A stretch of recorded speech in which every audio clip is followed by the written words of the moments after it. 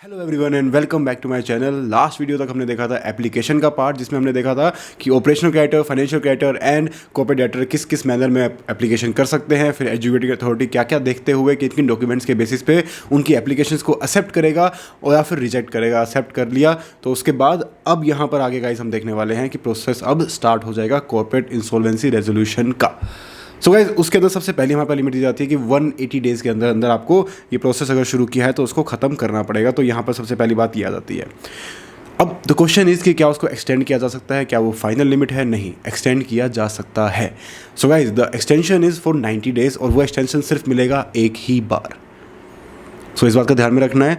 अगर और वो भी एक कंडीशन और है गाइस एक्सटेंशन की कि 66% ऑफ कमिटी ऑफ क्रेडिटर्स अगर उसमें मीटिंग में बैठ के एग्री करते हैं कि हाँ वी नीड एक्सटेंशन, 180 डेज़ में हम पूरा नहीं कर पा रहे हैं, we are not capable enough कि हम पूरी कर पाएँ कुछ सर्कमस्टांसिस की वजह से या किसी भी रीज़न की वजह से, अगर वो एग्री करते हैं और एडजुडिकेटिंग अथॉरिटी को लगता है कि जस्ट है इनको ये टाइम एक्स्ट्रा थोड़ा सा दे देना चाहिए, तो उसके इसके अंदर उनको एक्स्ट्रा टाइम दे दिया जाएगा, वो भी 90 डेज़ का सिर्फ एक बार।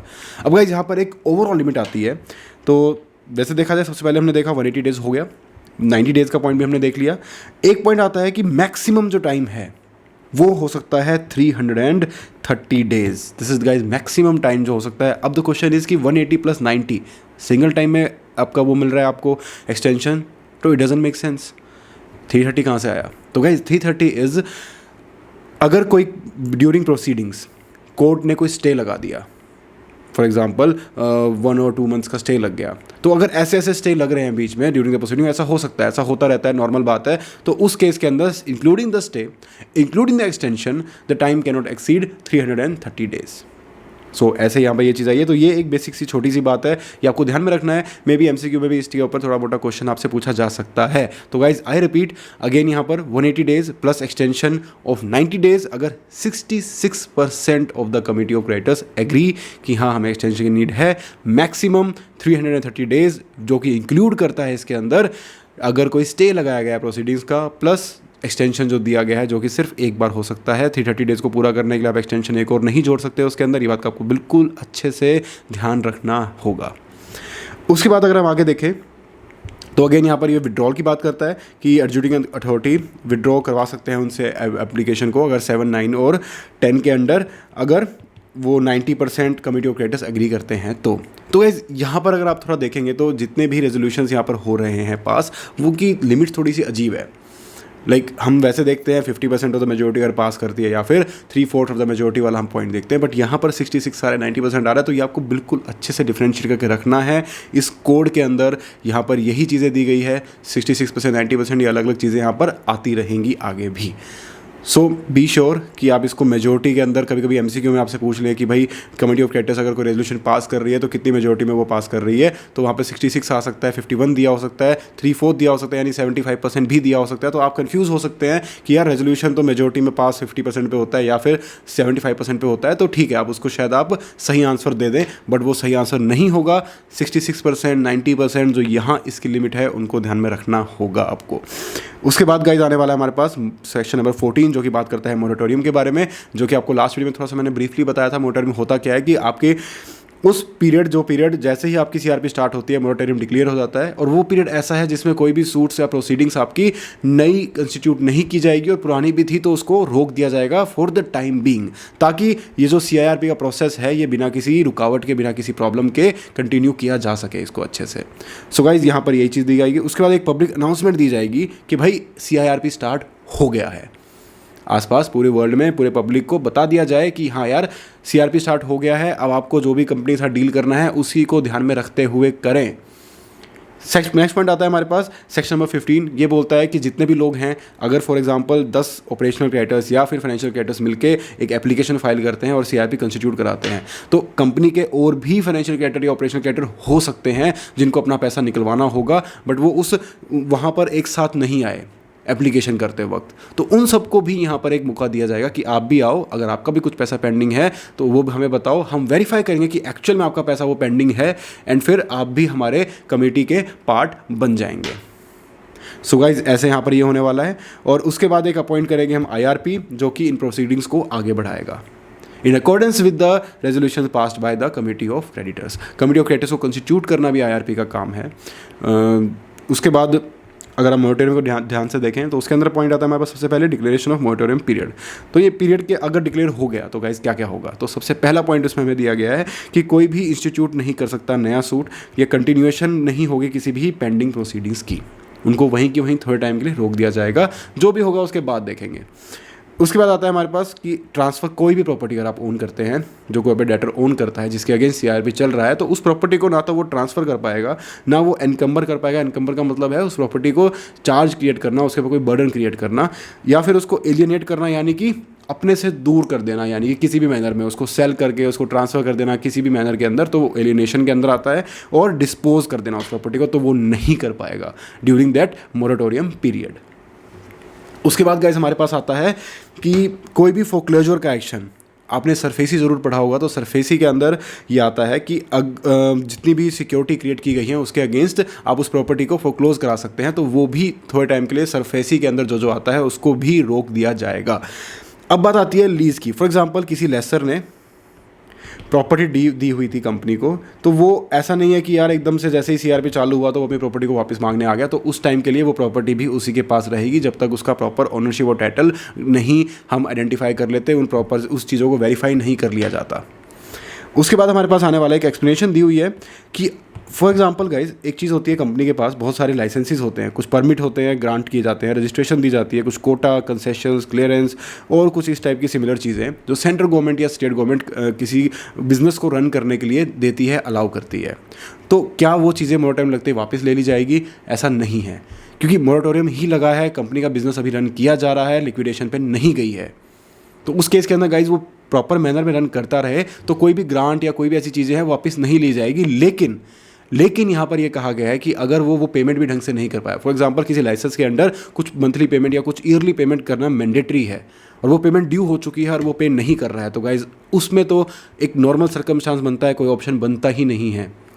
यहाँ पर कहने का मतलब ये है कि सिर्फ मोरेटोरियम का मतलब ये नहीं है कि उससे सारी चीज़ें छीन ली जाए। हाँ, अगर नॉर्मल कोर्स में अगर उसका वो छीनना बनता है, फॉर एग्जांपल उसकी लाइसेंस की पेमेंट ड्यू हो चुकी है, तो गाइज इररिस्पेक्टिव ऑफ मोरेटोरियम उसका लाइसेंस वैसे भी छीन जाना था, यहाँ पर मोरेटोरियम भी कुछ ना कर पाता। सो अगर मोरेटोरियम लग चुका है तो नॉर्मली आप उसकी चीज़ें नहीं छीनेंगे, बट हाँ अगर वो वही डिफ़ॉल्ट कर दिया, उसने वो भी पेमेंट नहीं की, तो उस केस में उन चीज़ों को उससे वापस ले लिया जा सकता है। नेक्स्ट पॉइंट हमारे पास आएगा कि असेंशियल गुड्स एंड सर्विसेज, कुछ जो गुड्स एंड सर्विसेज उसके लिए असेंशियल है। तो गाइज यहाँ पर ये कोविड वाली असेंशियल गुड्स एंड सर्विसेज की हम बात नहीं कर रहे हैं, ये उन गुड्स एंड सर्विसेज की बात कर रहे हैं जो उस बिज़नेस को रन करने के लिए असेंशियल है। वो कुछ भी हो सकता है, उस बिज़नेस के लिए कोई भी चीज़ें ऐसी हो सकती हैं जो उनके लिए रन करने के लिए, बेटर मैनर में रन करने के लिए वो चीज़ें उनके लिए ज़रूरी हों। तो ऐसी कोई भी चीज़ें हैं तो वो सप्लाई की जाएंगी। बट अगेन गाइज यहाँ पर यही पॉइंट आता है कि उनका भी अगर आप पेमेंट नहीं कर रहे हो ढंग से, तो वो बेचारा क्या करेगा, आपको सप्लाई नहीं कर पाएगा, तो उस केस के अंदर वो चीज़ें मैंडेटरी में नहीं आ पाएंगी। बट अगेन मैं यही बोलूँगा कि सिर्फ मोरेटोरियम लग जाने की वजह से ऐसा नहीं है कि उसकी वो चीज़ों को रोक दिया जाए, क्योंकि बिजनेस गाइस चल रहा है, आई रिपीट बिजनेस चल रहा है। इवन उसको रन करने वाले कमेटी ऑफ डायरेक्टर्स हो सकते हैं, उसको रन करने वाला रेजोल्यूशन प्रोफेशनल हो सकता है, but business is still on going. तो जो ग्रांट है, जो एसेंशियल गुड्स हैं, ये नेसेसरी है बिजनेस को कंटिन्यू करके रखने के लिए, तो उनको नहीं रोका जाएगा। उसके बाद हमारे पास पॉइंट आता है कुछ प्रोहिबिटेड एक्ट्स हैं, अगर सेंट्रल गवर्नमेंट चाहे तो नोटिफाई करके कुछ चीज़ों को इस मोरेटोरियम से बाहर निकाल सकती है।